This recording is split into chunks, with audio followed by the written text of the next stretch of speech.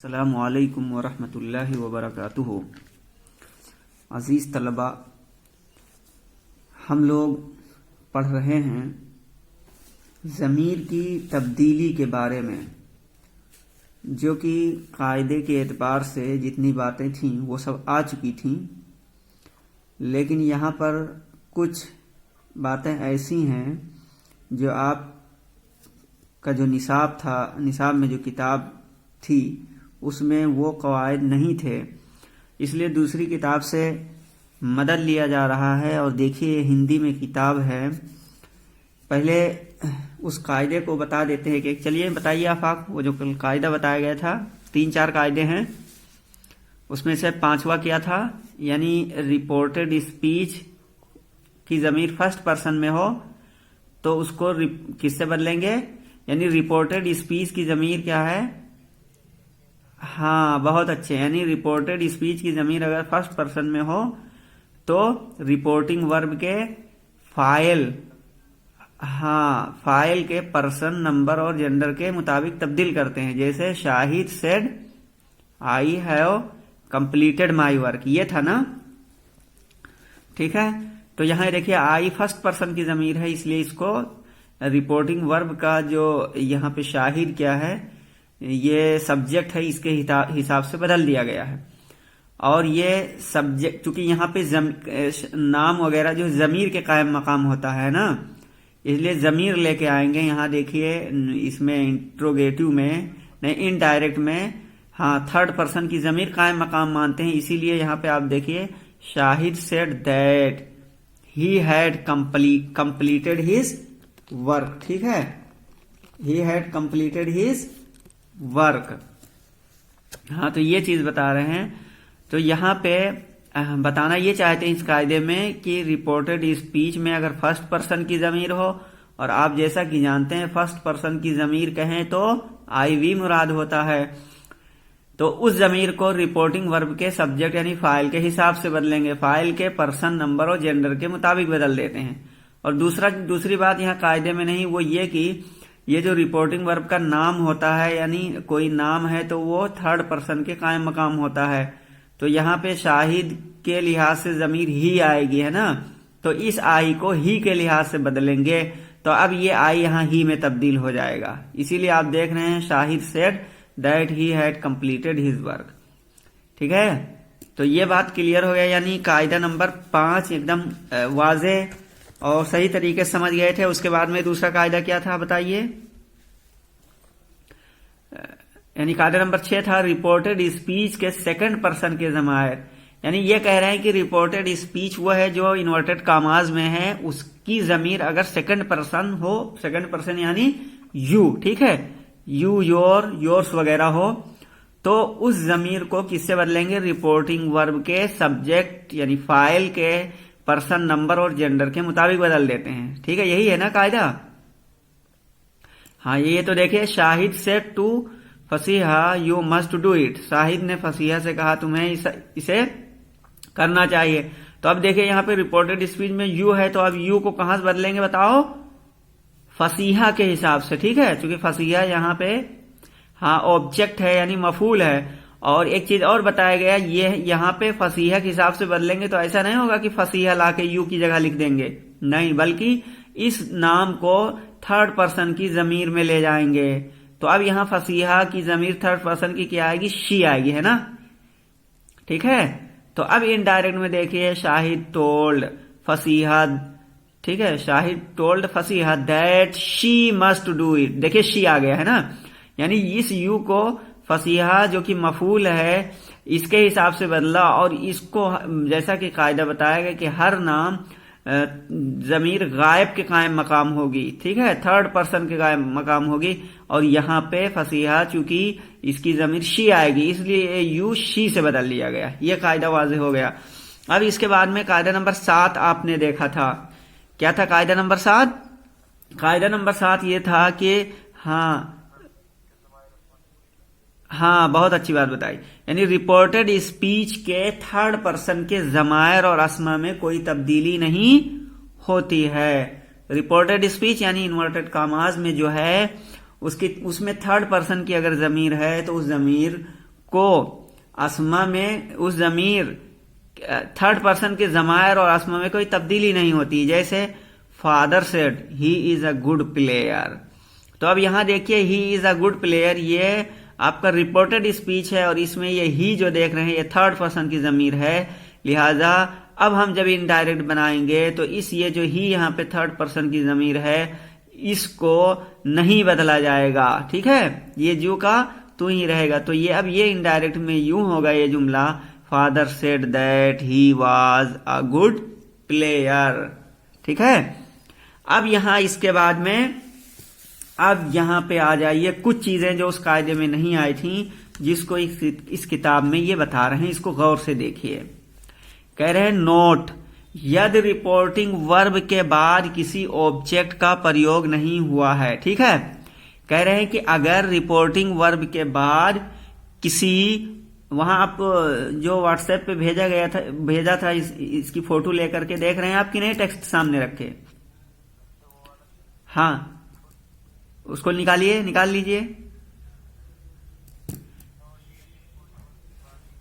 हाँ यही ठीक है, तो इसी को देखिए आप लोग।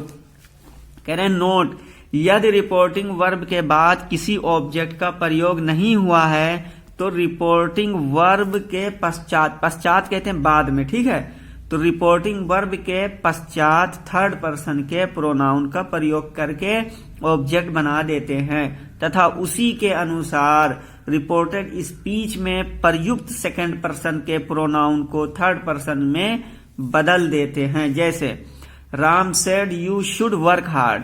अब यहां देखिए राम सेड, ये राम जो है राम सेड, ये इतना क्या हो गया रिपोर्टिंग वर्ब, तो ये रिपोर्टिंग वर्ब जो कि सेड है इसमें फाइल का तो जिक्र हुआ लेकिन मफूल का जिक्र नहीं हुआ है।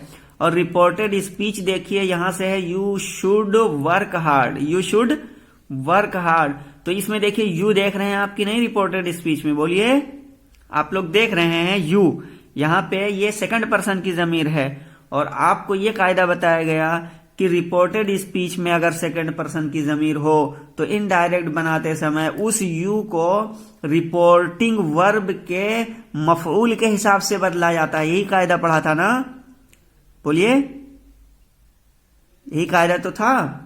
यानी रिपोर्टेड स्पीच में अगर सेकंड पर्सन की जमीर हो तो इनडायरेक्ट बनाते वक्त वो सेकंड पर्सन की जमीर बदलेगी रिपोर्टिंग वर्ब के मफूल के हिसाब से। लेकिन अब सवाल यहां पे ये होता है कि यहां पे तो मफूल का जिक्र है ही नहीं, यानी राम सेड, ठीक है, तो अब इस यू को किसके हिसाब से बदलेंगे, ये सवाल एक जहन में आएगा। तो अब क्या करना चाहिए, ठीक है, बोलिए। तो अब ये इन्होंने नोट करके ये कायदा इन्होंने बताया है, क्या बताया है, यदि रिपोर्टिंग वर्ब के बाद, यहां देखिए राम सेड है, ये रिपोर्टिंग वर्ब है, इसके बाद कह रहे हैं किसी ऑब्जेक्ट का प्रयोग नहीं हुआ हो, देखिए ऑब्जेक्ट का प्रयोग यानी मफूल का इस्तेमाल नहीं हुआ है, तो अब क्या होगा, तो रिपोर्टिंग वर्ब के पश्चात, यानी यही जो राम सेड है इसके, ये सेड रिपोर्टिंग वर्ब है, तो कह रहे हैं इसके बाद में क्या करेंगे, थर्ड पर्सन के प्रोनाउन का प्रयोग करके, यानी यहां जहन में आप थर्ड पर्सन की जमीर मान लेंगे, ठीक है, थर्ड पर्सन की जमीर, तो ये हो जाएगा Ram said him, Ram said to him, है ना, ये जहन में मान लेंगे राम सेड टू हिम, तो हिम यहां आप मान लेंगे, तो अब उस हिम के हिसाब से इस यू को बदलेंगे, तो अब क्या बन जाएगा, ये इनडायरेक्ट में Ram told him that he, अब देखिए ही आ गया क्योंकि यू को हिम के हिसाब से बदला गया मफूल के हिसाब से, तो यहां ही इसलिए आ जाएगा क्योंकि यू यहां पे हालत फाइली में है, इसलिए ये हिम यहां यू की जगह पर आएगा तो ये हालत फाइली में होकर ही हो जाएगा, ठीक है। शुड वर्क हार्ड, ये चीज समझ गए, यानी ये एक जवाब इनका हो गया, एक तरीका इन्होंने बता दिया। अब दूसरे तरीके से भी इसको बना सकते हो, उसको आगे बता रहे हैं, देखिए कह रहे हैं यदि रिपोर्टिंग वर्ब का ऑब्जेक्ट नहीं दिया है, यानी अगर रिपोर्टिंग वर्ब का ऑब्जेक्ट यानी मफूल नहीं दिया है या मफूल का तस्किरा नहीं हुआ है, तो रिपोर्टेड स्पीच के सेकंड पर्सन के प्रोनाउन यानी यू को फर्स्ट पर्सन में भी बदल देते हैं। क्या करते हैं, फर्स्ट पर्सन में बदल देते हैं। जैसे ऊपर युक्त वाक्य को इस प्रकार भी लिखा जा सकता है, जैसे Ram said you should work hard है, ऊपर एक तरीका आपने देखा था, है ना, Ram told him that he should work hard, ये हुआ था। अब इसमें दूसरा तरीका ये बता रहे हैं कि यदि रिपोर्टिंग वर्ब का ऑब्जेक्ट नहीं दिया है तो रिपोर्टेड स्पीच के सेकंड पर्सन के प्रोनाउन यानी यू को फर्स्ट पर्सन में भी बदल देते हैं। जैसे उपरयुक्त वाक्य को इस प्रकार भी लिखा जा सकता है, किस प्रकार, देखिए मिसाल में भी समझ जाएंगे आप। यानी Ram said you should work hard, Ram said you should work hard, तो ये क्या हो जाएगा, राम टोल्ड मी, असल में राम सेड टू मी, है ना, ऊपर वाला क्या हो जाएगा, राम सेड टू मी। यहां पे आप टू मी जहन में रखेंगे, मान लेंगे, तो अब इस यू को मी के हिसाब से बदलेंगे तो ये जुमला ये बन जाएगा, Ram told me that I. ठीक है, ये इस यू को मी से बदलेंगे क्योंकि यहां पे मी मफूल है। ठीक है, तो ये यू, अब मी ये यू की जगह पर चला जाएगा, तो यू यहां हालत है फाइली में, तो अब यहां हालत आई बन जाएगा। ठीक है, तो Ram told me that I should work hard, I should work hard. समझ गए हो कि नहीं, अब समझ लिए आप लोग।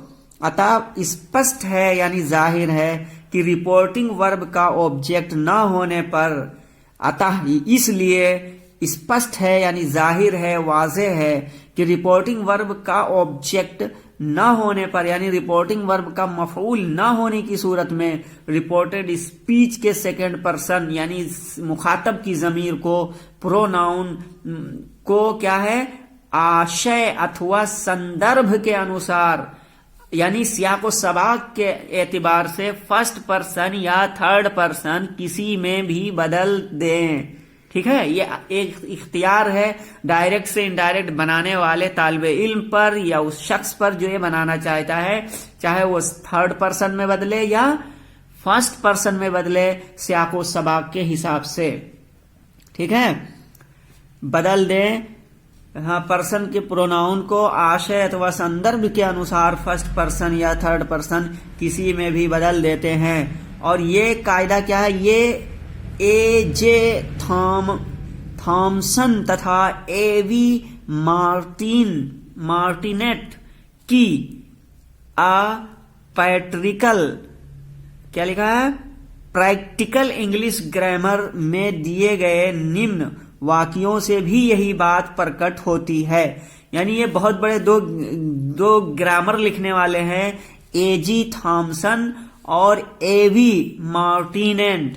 ये क्या है, मार्टिनेट, इन दोनों की किताब जो है अब प्रैक्टिकल इंग्लिश ग्रामर, एक बहुत मोतबर ये किताब है, कह रहे उसमें दिए गए निम्न वाक्यों से भी यही बात प्रकट होती है, यानी इसी बात का पता चलता है। समझ गए कि नहीं, ये यानी इस बात को आधार बना रहे हैं, यहां इस बात को ये दलील के तौर पर पेश कर रहे हैं कि ये जो ऊपर दो कायदे जो आपने देखे हैं, यानी रिपोर्टिंग वर्ब के बाद मफूल ना हो और रिपोर्टेड स्पीच में अगर सेकंड पर्सन की जमीर हो तो उस सेकंड पर्सन की जमीर को रिपोर्टिंग वर्ब के बाद मफूल मानेंगे, और वो मफूल क्या होगा, यानी थर्ड पर्सन की जमीर को मानेंगे या फर्स्ट पर्सन की जमीर को मानेंगे, और फिर उसी के एतबार से आप बदलेंगे। कह रहे हैं कि इसी कायदे को इस कायदे को हमने कहां से लिया है, बता रहे हैं ए.जे. थॉमसन तथा ए.वे.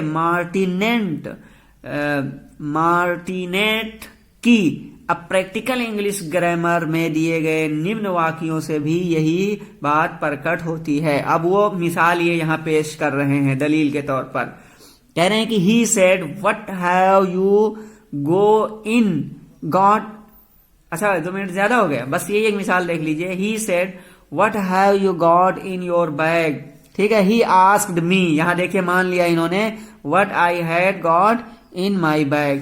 तो इस तरीके से ये आपका कायदा मुकम्मल हुआ। यदि ये स्पष्ट होता है कि यू का प्रयोग किसी के लिए है तो उसे उसके पर्सन के अनुसार बदल देते हैं जैसे। तो ये बात बिल्कुल वाज़ेह हो गई। अल्हम्दुलिल्लाह ये ज़मीर में तब्दीली की बहस जो पेचीदा थी ये आसानी के साथ मुकम्मल हुई और उम्मीद है कि आप लोग समझ गए होंगे। अब हम मजीद तब्दीलियों के बारे में कल पढ़ेंगे। आज के लिए बस इतना ही। अस्सलामु अलैकुम वरहमतुल्लाहि वबरकातुहू।